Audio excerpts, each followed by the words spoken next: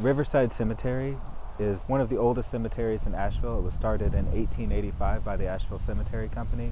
My name is Joshua Darty. I'm the manager of Riverside Cemetery for the city of Asheville. It's a garden-style cemetery. Every curve has a different view. There's lots of plantings in here. They kind of viewed it as an arboretum and planted some exotic trees. Riverside's meant to be more viewed as a garden where you'd be allowed to picnic or just walk around. More than just a cemetery was its intention. Fall is my favorite time of year in the cemetery, just the colors, and it's a little more quiet.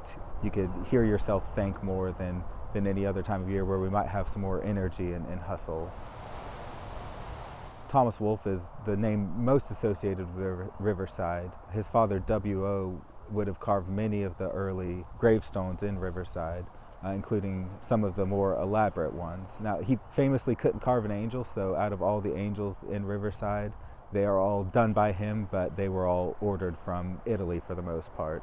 His son Thomas, during his early days, would have been coming with his father from nearby Pack Square, where their shop was, and he did later write several passages describing Riverside in his books, Look Homeward Angel and You Can't Go Home Again. Captain James Posey is one of Riverside's more interesting residents, and he was what we would call one of Asheville's real characters of the early 19th century. He'd been a captain of a volunteer unit, and then became part of the West Virginia 6th Regiment. And after serving for 2 years in that capacity, he moved to Washington D.C. and was appointed as a personal bodyguard in President Abraham Lincoln's household. He served in that capacity for 2 years. Not a lot of record of his service or really anyone else at that time. There's no existing photographs that we've been able to find.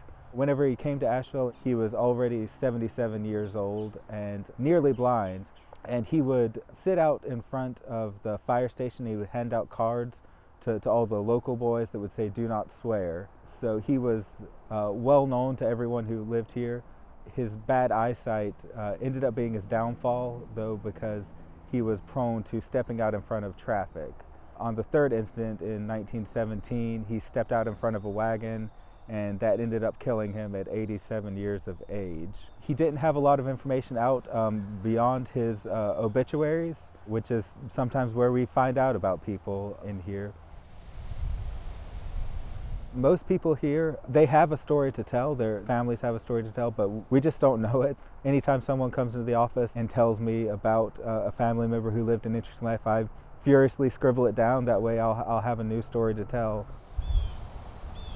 So much is lost to history, and anything we could add to it, we want to be able to write it, put it away, and be able to provide it to future generations.